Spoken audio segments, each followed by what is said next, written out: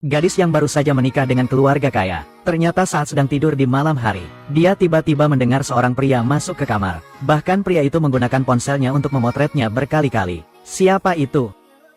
Siapa lagi? Ternyata dia adalah suaminya yang kaya raya, Chuhak. Namun dia masih merasa ada yang tidak beres. Karena suaminya jelas sedang pergi dinas. Kenapa dia pulang lebih awal? Dan bahkan diam-diam memotretnya. Itu juga membuatnya teringat hantu yang menghantuinya saat pernah dilecehkan. Dia bahkan merasa semua ini karena suaminya sengaja membangkitkan kembali masa lalunya. Namun baru setelah dibawa polisi ke ruang interogasi dia tahu, ternyata seorang gadis bernama Huang Fan adalah korban pada tanggal 28. Dan suaminya juga memiliki hubungan dekat dengan Huang Fan. Menurut kesaksian suaminya, perusahaan mereka pernah mensponsori sebuah sekolah menengah. Dan di sanalah mereka bertemu Huang Fan. Tapi pada awalnya Huang Fan sangat ingin masuk ke universitas yang sama dengan Chuhak. Bahkan mengetahui kondisi keluarganya yang tidak baik.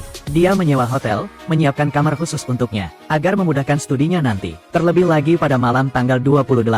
Dia dan Huang Yun pergi menonton film bersama di bioskop terbuka. Namun setelah selesai menonton, gadis itu pergi meninggalkannya sendiri. Dan Chu Hei juga pulang ke rumah. Tapi polisi langsung menyadari ada yang aneh. Anda sengaja datang dari tempat lain, hanya untuk menonton film romantis dengannya. Anda yakin kalian hanya berteman? Saya tidak tahu bagaimana polisi ini memandang hubungan antara pria dan wanita. Tapi antara saya dan Huang Yun, hanyalah hubungan yang murni dan polos. Malam tanggal 28. Kamu pulang jam berapa?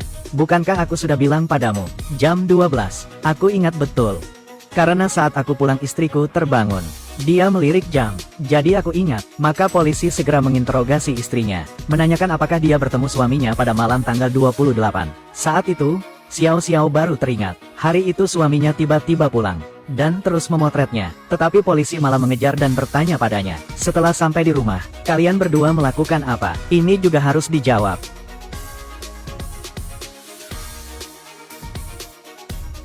Tentu saja, Tuan Song.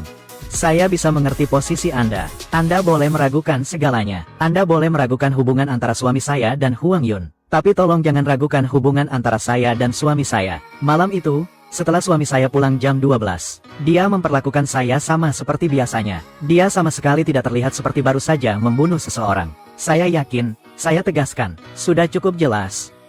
Hah? Menghadapi jawaban tegas Xiao Xiao, polisi tidak hanya tidak percaya padanya, tetapi juga memberinya berita mengejutkan. Kasus Truong Dinin 7 tahun lalu. Sekarang kami punya bukti yang menunjukkan Chuhak dan Truong Dinin saling kenal. Hal ini membuat Tiu Tie tidak percaya, karena suaminya mengenal Truong Dinin, yang diperkosa dan dibunuh 7 tahun lalu. Terlebih lagi, Tiu Tie adalah saksi mata saat itu. Saat itu dia hanya sedang lari pagi, tapi menyaksikan langsung Truong Dinin dibunuh di gang kecil. Bahkan melihat seorang pria bernama Fuong Daidung di lokasi kejadian, sedang memeluk mayat gadis itu. Tapi pada akhirnya setelah polisi mengonfirmasi, Fuong Daidung hanya melihat gadis itu jatuh ke tanah, sehingga dia dengan baik hati memeluk gadis itu. Dan Tiu Tie juga menjadi saksi kasus Siswisma yang menjadi korban. Sehingga polisi mencurigai motif sebenarnya Chuhak menikahi Tiu Tie. Mungkinkah dia tahu kamu ada di lokasi, sehingga dia melamarmu? Bagaimana mungkin? Suamiku dari awal sampai akhir tidak tahu bahwa aku adalah saksi kasus itu.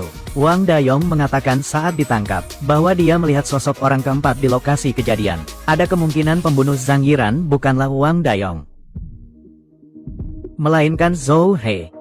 Dia tahu kamu ada di lokasi, jadi dia mencari cara untuk mendekatimu. Malam tanggal 28 setelah pulang ke rumah, dia sengaja membangunkanmu, juga untuk menciptakan alibi baginya. Ini tidak mungkin. Saya berada di lokasi, saya tidak melihat orang keempat. Masih ada lagi. Suami saya menikahi saya juga karena cinta. Jangan bicara sembarangan. Sebagai seorang polisi, Anda bisa menyelidiki